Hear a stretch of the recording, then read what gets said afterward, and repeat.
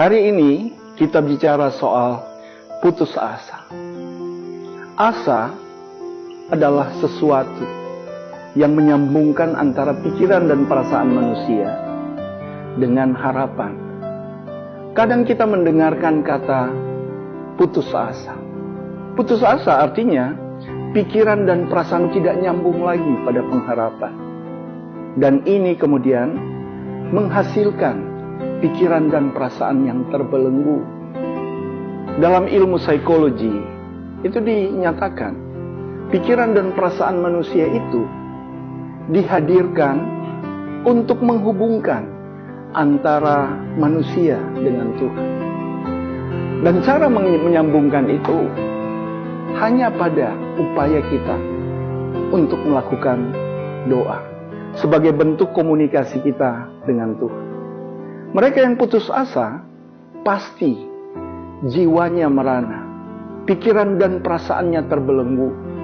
Dan cara untuk melepaskan itu adalah usaha kita untuk menyegarkan pikiran dan perasaan manusia.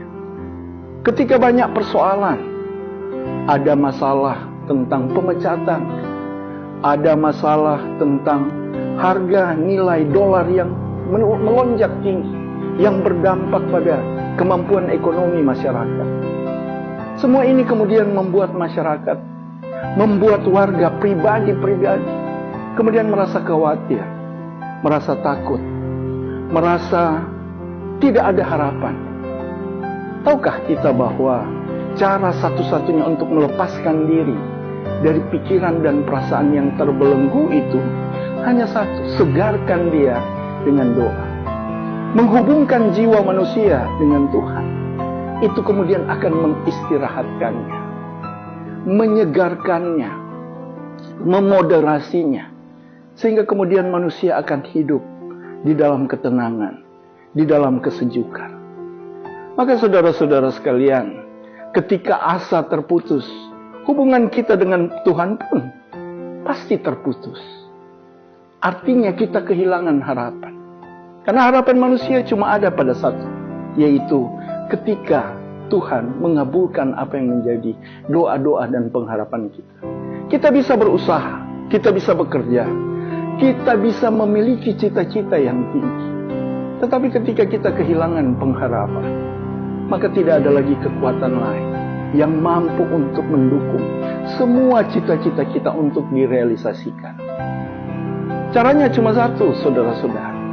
Pastikan hubungan kita dengan Tuhan terjalin dengan baik. Agar supaya jiwa kita disegarkan, kita terlepas dari belenggu. Semua belenggu-belenggu persoalan yang kita hadapi. Ketika kita berdoa, pikiran dan perasaan kita disegarkan. Pikiran dan perasaan kita dimoderasi. Jiwa kita dimoderasi.